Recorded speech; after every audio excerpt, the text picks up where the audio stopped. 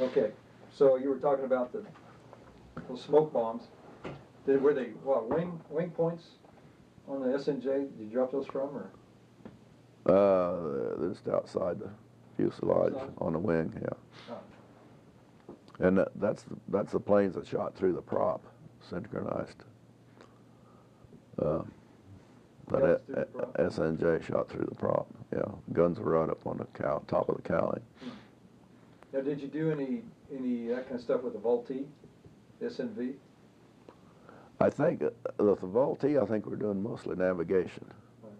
We'd go out. They'd give us 4 locations of where we're supposed to, you know, check in, and instructor would follow us around, and one guy would do a leg, the next guy would do a leg, and if one of them got off a few miles, that blew the whole thing. That was at King's Ranch, where we were doing that all the time. Anyway. What do you remember about the Vultee? Was it? How much time did you get in it? Oh boy. I suppose 30, 40 hours. We got about the same hours at every base basically that we went to that was a flying base. So. Is it the one they call the plywood? Made out of plywood or something? Part of it was plywood. Part of the fuselage was plywood. I don't know what. You could tell the difference just by looking at it from the paint job, but it wasn't near as sleek as the SNJ. It was not as big either, was it? Quite as big, a little smaller. Well, they're basically the same thing. Yeah. But so it had a rag wing, fabric wing, and. The SNJ? No, the Vultee. Or the Vultee? No. Don't think so. Oh, okay. I think it was metal. Oh, was it? Pretty sure it was. Yeah. That's big time. Yeah. For the steerman, I guess it would be. Yeah. But then we wound up at Corpus Christi at the main base and finished up all our syllabus that we were supposed to do.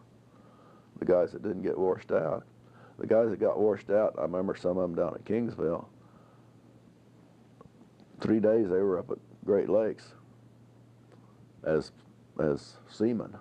Oh, really? They couldn't get out of the Navy, but they just sent them wherever they needed some help somewhere. It was pretty tough when that happened, because any little mistake, boy, you really had to keep your nose clean. But I remember the only thing at Kingsville that I remember is we had 4 guys in each room, and 2 of us were in one flight of 6, and the other 2 were in another flight. We did different hours. So one morning, I come in and had a chit on the dresser that said, "You got so many demerits," because the wastebasket hadn't been emptied. Well, the other 2 guys had been in there and cleaned up the trash, put it in there. I said, "It's the first demerits I ever had. Just let it stand." Yeah. I didn't care. But that, you know, stuff like that happened all the time. I mean, they didn't do it on purpose. They just, you know, routine.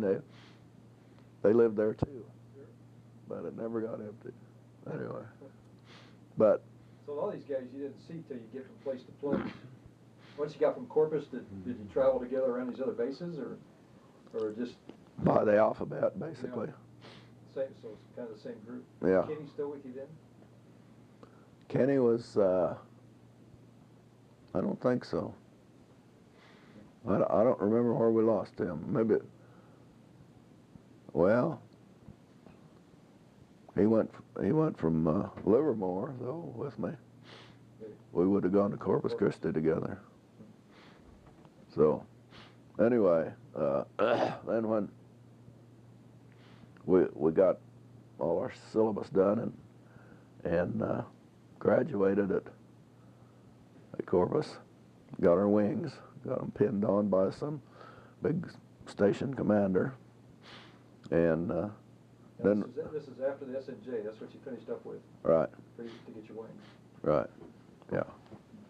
And that was, I guess it was the hottest thing we left was to do that one, do the SNJ. It was a neat little airplane. That'd be a great one to have had for a plaything. But anyway, then I think we had 2 weeks off, a break. It was, Corpus Christi was fogged in for several weeks. Couldn't do anything. Everybody went to sick bay and said, I gotta have some leave. I'm getting happy here. Well, that lasted about a half a day. That was the end of that. Everybody wanted to go home. But we did get 2 weeks off. That's when I wrote a Navy transport. Oh dear, what were those early ones that sloped down like this with the tail? Airplane, you mean? Yeah. That, you mean like a DC-3? DC-3, that's what they were. Yeah. C-47. Or I think the Navy called them.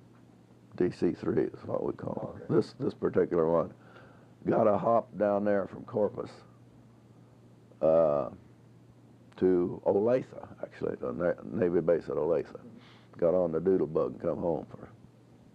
That's when Mommy and I got engaged. Doodlebug being the train? The train, it's a self-contained engine and passengers used to be. Oh, really? Just one car? Half and half, yeah. Oh. Passengers for, I don't know, 15, 20 people. And the front was the engine and the baggage. But it came from Kansas City to. I used to ride it from Livermore to home. It was come in at 4 o'clock every day to Lyons. Really? Went on to Great Bend. But anyway, got on that and came home for a couple of weeks. That's when we got engaged. That would have been, well, school would have been out anyway. I don't know, summertime. 44. Yeah, probably. And then after we got our wings, we had to, let's see, they sent us to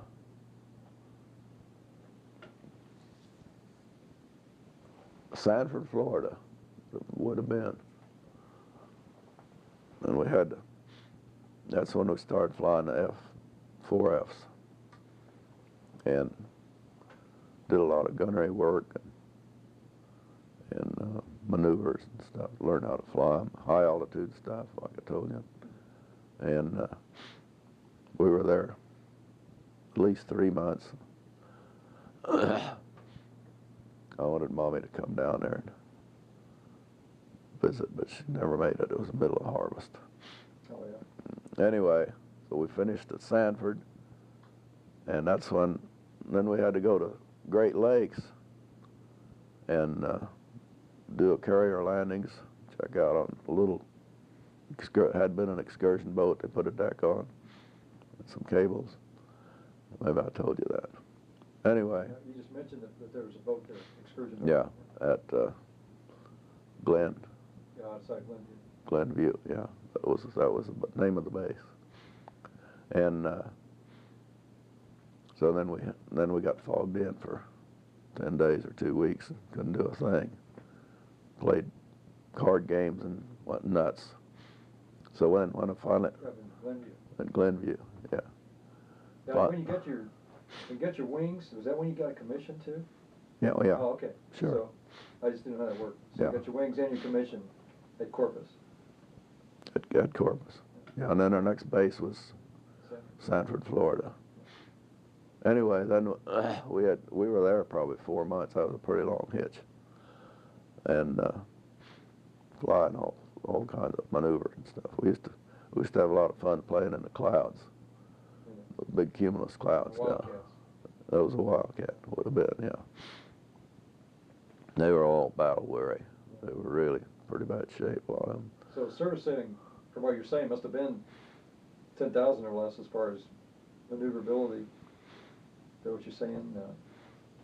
I mean, you said yeah. Most of your stuff you didn't do You did low altitude anyway. Oh yeah, yeah, 3,000 or so, Yeah. a lot of it.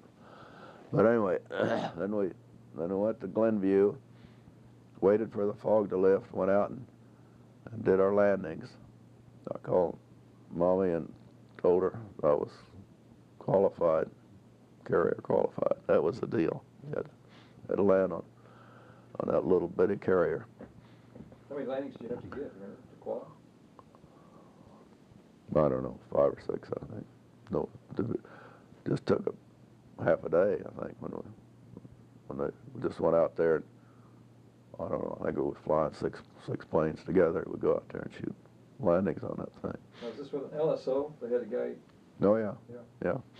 Regular carrier deck built on there, with the cables and everything, barrier and the whole bit. And so then we did that. Got home and got married. And our next base was Norfolk. We were supposed to report to Norfolk for a certain day. That we had like a week to get there or something.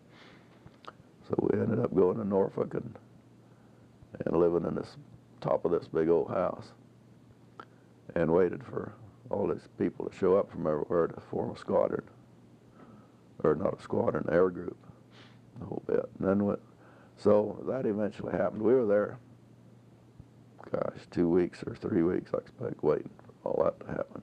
We did some night vision work and some, I don't know if we did any flying or not. But Norfolk, at Norfolk. So then we went to Atlantic City, formed our squadron.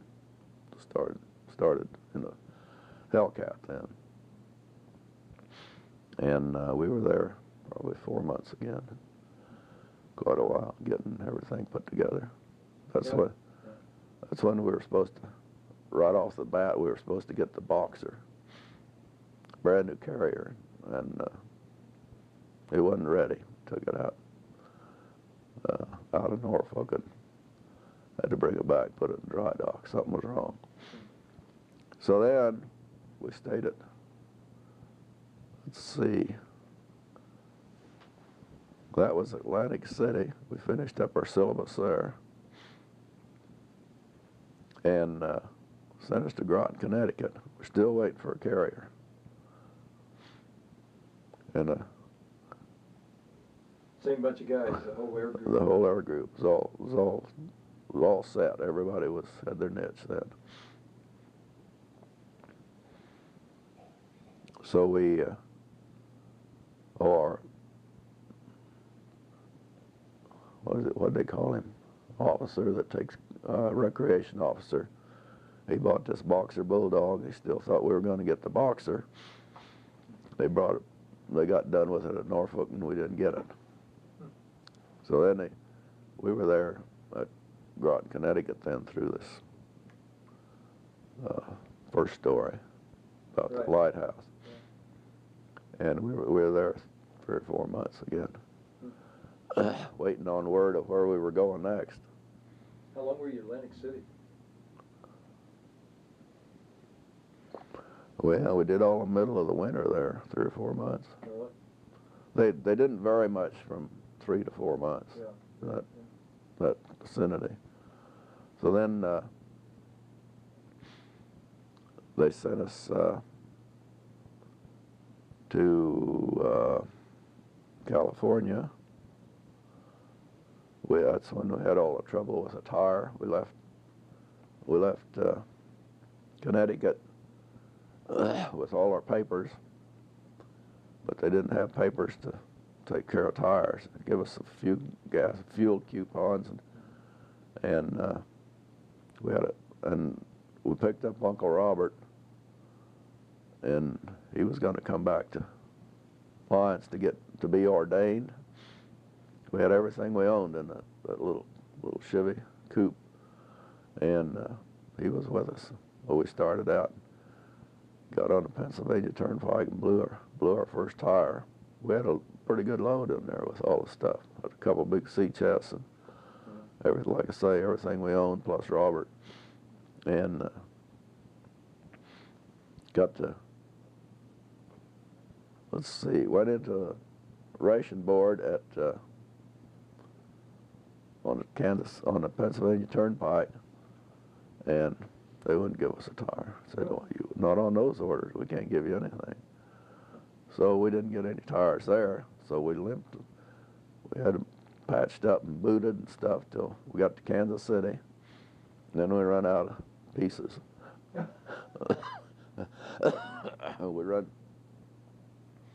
Robert and I run 2 old tires down the side of the highway right east of Kansas City to a filling station. And they patched up one and got us to Elmdale, I believe it was, Kansas. Got stopped by Highway Patrol. He said, "What do you got in there, a bunch of drugs?" Because it was kind of going like this, you know, such a load in the back. That was the problem with our tires. Anyway, so we got to that Elmdale, and they sent us to some other little town. Got to filling stations. We slept in the car that night, and he said, in the morning, go down to this little town, the county seat. And he said, a ration board down there probably do you some good. Well, we'd been to ration boards everywhere. They wouldn't do anything. Now, your orders were to get to California, But they weren't. They were secret orders. They didn't. Then they wouldn't let us. Oh, okay. They wouldn't let us. This particular paragraph wasn't on there. It screwed us up all the way home. So anyway, then we went to a ration board at Emporia, I believe it was. They said there's a guy down there. Said he'll point you towards somebody. They got a lot of black market stuff down there in the city. So of course I had a uniform on, and as soon as he saw a uniform, that was the end of that. Yeah. He wasn't going to give anybody anything. Going to sell us an old booted tire and patched tire. It had been painted black, and it was. So anyway, finally got back. Kept patching those old tires, putting boots in them and stuff. Finally got back to Lyons, and let's see, what was his name? Young Motor Company. And Gene Gray. So if you need tires, why don't you just call us? We could have authorized something somehow or other for you. So they gave us a couple new tires right away. Then we went to California, and I shipped out. After, oh gosh, I don't know, we were there about 3 weeks, I explained. Where'd you ship out from? From Oakland. Well, let's see, what's the little town? Naval Air Station there.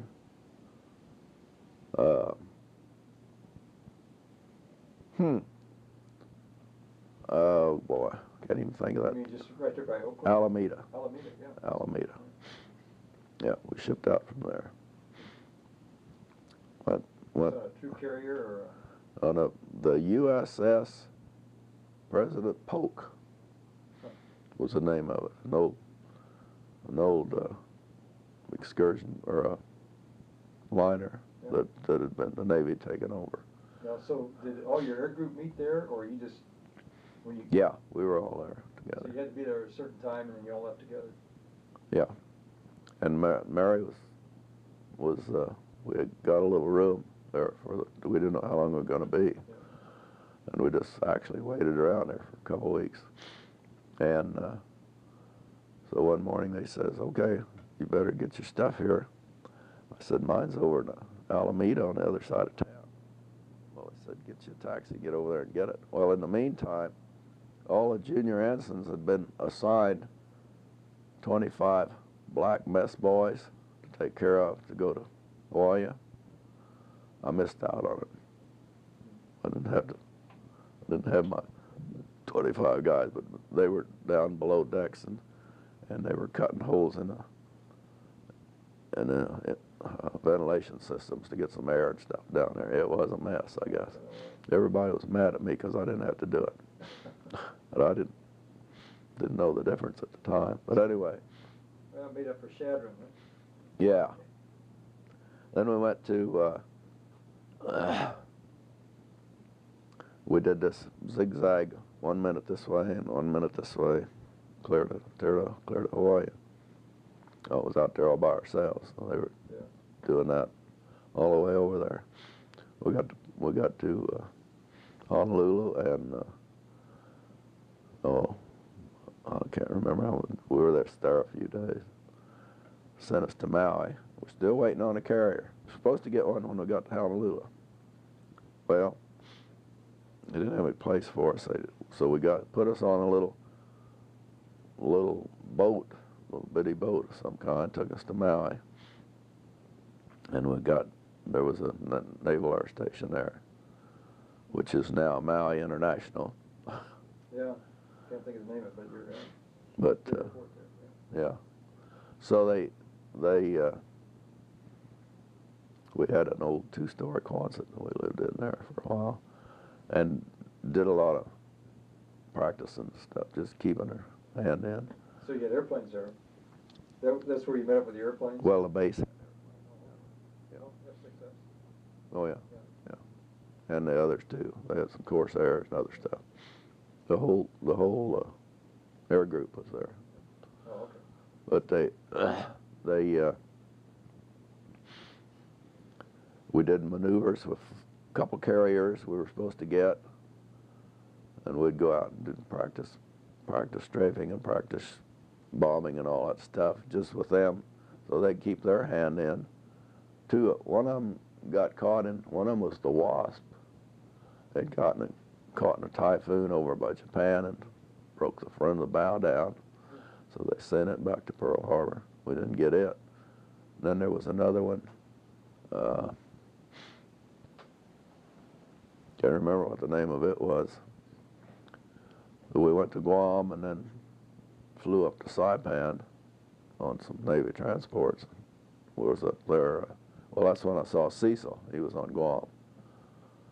And I got chow line behind him one day, and one evening, surprised him. Anyway, then we went to Saipan, and we were there, oh boy, probably 3 months again, waiting for a carrier. So how did you get to Guam from Honolulu, or from Maui? From Maui? Oh, we were on a little Jeep carrier full of airplanes. We had to go out every morning and turn them up and check them out. The whole deck was full of new airplanes. Was this your air group's airplanes then? No, they were just getting them over, getting them to Guam. Oh, okay. New airplanes, you said. Yeah, brand new ones. And in fact, they had some which were brand new. They had a radar dome on some of them for the night flyers. On the wing-mounted thing? No, I think it was right behind the cockpit, maybe, up over there. I'm not exactly sure where they were. Yeah, I think they were right behind the cockpit. We had some night fighters that flew F6s. 3 or 4 of them have been trained for that. Yeah, they sent them off somewhere for some special training. Yeah. And so then we went up to Saipan, and from Guam. Guam, yeah, 92 miles across the ocean there. So we went up to there and just played, really, messed around. Cecil came up there for 3 days. He got an R&R from Guam and came up and said, well, you guys don't do anything. I said, well, what could we do? We had a big regatta. Everybody was building sailboats like crazy. They take I don't know what they were, P-38, I believe, plywood gas tanks, fuel tanks, split them in two and take the 2 halves and put a piece of plywood on them and make a sailboat. They used everything under the sun. Then when we left there, we got to Lexington, and finally, after all that wait, it came in and let's see, it's about 3 days before it got there, I think, the war ended with Japan. Is that right? And this was still Saipan? It was coming into Saipan? It was coming into Saipan. It had been up to Japan. It was coming back. The crew was still on it, but the air group we were changing air groups, so we changed air groups with the one they had aboard. I don't have any idea what the numbers were. Was it just one air group per carrier? One air group, yeah. 4 different planes. Yeah. And anyway, so we went to, after a few days, they were getting their feet on the ground, some of the guys on that ship. And, well, we'd been flying cover over Saipan, the B-29s, or Tinian, which is just, I don't know what, a few miles from there. And we had, one of our guys had his wife was in the nursing corps down there. So we flew down with him a time or two to Tinian to be sure he got there. Yeah. Anyway, then I got the job of flying recognition film and slides and stuff from Guam. I'd go down and get them, bring them back. Every Saturday, no, to Saipan. Yeah, every Saturday if they had anything I needed to do, I'd go down there. And the guys come and a list of people come bring in their watches. They want traded for a new one and stuff like that. You know, big deal. But it was made a lot of friends. Yeah, yeah. So then, anyway, well, the day that one Saturday I'd gone down to get, 2 guys followed me down, and they were just messing around all over the sky coming back, and got up to a little rota. And that's where they signed the papers, surrender papers. Didn't know that till we got back to home, back to our base. But the 2 wingmen took off down there, and there was several ships down there, little bitty harbors thing there, some docks and stuff. So they went down and buzzed those ships on the way back to Saipan, and I didn't think anything about it till the Navy paper came out, told all about the signing and when it was and everything. And those guys were down there buzzing those ships during the surrender procedures. And I said, okay, you guys keep your mouth shut. And nothing ever came from it. I didn't even know they were gone till. So I want to peel off and go down the direction. Yeah. But I don't have any idea. We probably weren't very high, 3,000 or 4,000. Now, the airplanes you were flying, they were already on the Lexington when you got, I mean, where did? Yeah. Okay, so you were just flying the former air group's airplanes. Right. So then, after that, a few days, very few days after the surrender, the skipper of the Lexington said he was going to give his crew a rest and went down to Eniwetok, pulled inside that atoll, and there was a runway there and a bunch of buildings, R&R buildings and stuff. And he says, the skipper of the Lexington says, I think we're going to paint this old boat. He put 2 guys out there painting. We sat there for 2 weeks trying to figure out how we're going to get home because, well, a whole bunch of us had enough points by then to be released. Well, he sent us out one day they had a drone out there somewhere. Some ships had been shooting that, and they lost control of it. So they sent us out. We were already in the air, and they said, we need to go down there so many miles. Such and such a heading. He said, there's a drone down there on the loose. He said, you guys need to go down there and shoot it down. Well, after the second guy got there, there wasn't anything to shoot down. We were flying six guys together. But anyway, and the rest is history, I guess. We got. Now, how did you get points? Points were just about out of tape and about out of time. But points accumulated by time and service, or? Time and service, and I'm not sure how they accumulated all those, but the area you were in and all that stuff counted, and battle areas and all that stuff. We made one run one day on a bypassed island. And somebody said, looks like they're trying to rebuild a runway down there. You guys better go down there and drop a few bombs on it and strafe it up a little bit. So we did that, and that was our battle. Nobody shoot back at you though. No, one guy thought he was. Somebody was shooting at him, and it was a tracer he was seeing. Said because everybody, they had an argument about that.